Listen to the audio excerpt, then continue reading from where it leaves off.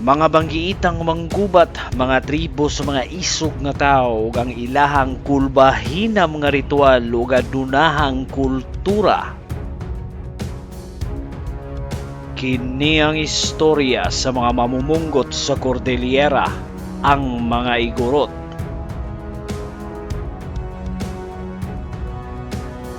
Pero sa di pa ang tanan, ayaw kalimot sa pag-subscribe ug click sa bell icon para sa mga masunod nga videos diri sa Abiseth TV.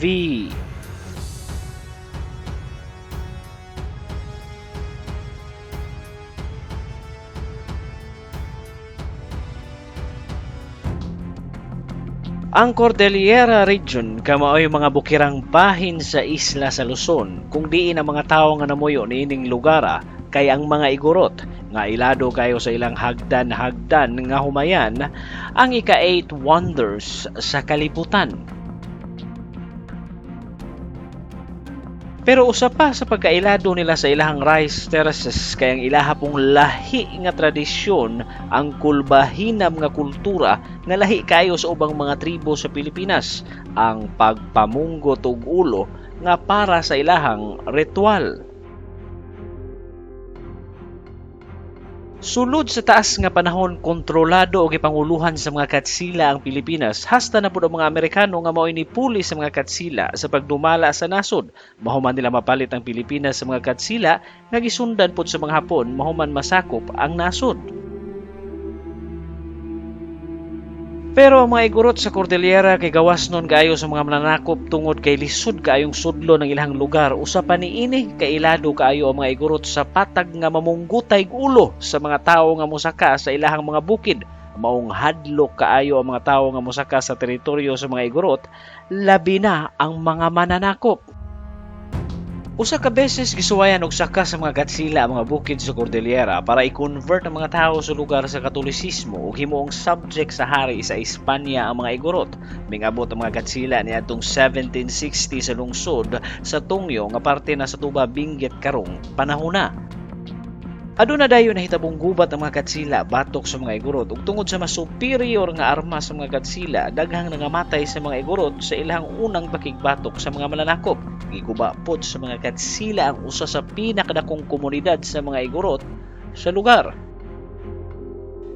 Pero wa magdugay ang mga katsila ug di pod sila makatukod og base militar sa lugar tungod kay pirmi pod silang harason ug ambusan sa mga igorot hangtod niadtong 1846 nga malampuso na gyud nakatukod og base ang mga katsila sa Benguet, pero ngadto ra pod sila kutob ug di sila makasulod sa mga ubang parte sa mga bukid sa Cordillera.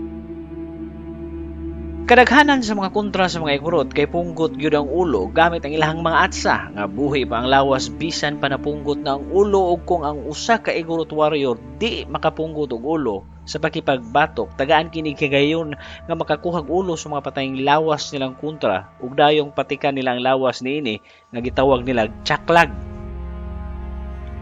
Ang tumong sa pagpamunggot sa Cordillera kay kuno kini religious nga mao kuno'y maghatag nila gahom nga espiritual ug ang ubang pangrason kay para mudaghan ang ilang harvest sa pananom ug labaw sa tanan para mailhan nga isog ug way gikahadlukan ug maghatag og proteksyon sa ilahang pamilya. Uban pang rason kay tan-awon kining garbo sa ilang tribo ug sa mga mosunod nga henerasyon para maadunahan og labaw sa tanan kay para makuha ang pabor sa mga kababayenan nga mao'y pinakaimportante sa tanan para sa pagsanay sa lahi ug pagdaghan sa miyembro sa ilahang tribo. Ang mga igorot pirmi nga dunay gubat sa lain-laing tribo sa mga bukid sa Cordillera. Ang ilahang tribal war magsugod kung ang usa ka igorot mamunggot og ulo sa laing tribo kay kini manggod ang ilahang paagi or dalan nga mahimong usa ka lalaki ang mga batan-ong igorot. Samtang ang tribo nga gipunggutan og ulo kay pwedeng momando og pagbaw sa namunggot o kung gusto pud og kalinaw sa side sa namunggot ipadala dayon niini ang ilang mga tribal leaders sa tribo sa gipunggutan para makipaghusay. Kung sila magasinabot kinahanglang bayran sa mga namunggot ang gipunggutan sa ulo og pila ka sakong humay or bulawan or kung adunay imando nga ipabayad sa gipunggutan ug dili magdeklara dayon og gubat ang tribo sa gipunggutan ngadto sa tribo sa namunggot og ulo. Tanang mga lalaki nga miyembro sa tribo epektibong moapil sa gubat o kung kanusa o kung asa sila mag-abot. O kung magatubang na ang duha ka tribo sa usa ka lugar, kung asa sila makigbatok sa usag usa, magsinagitay dayon sila og maghinagitay sa usag usa.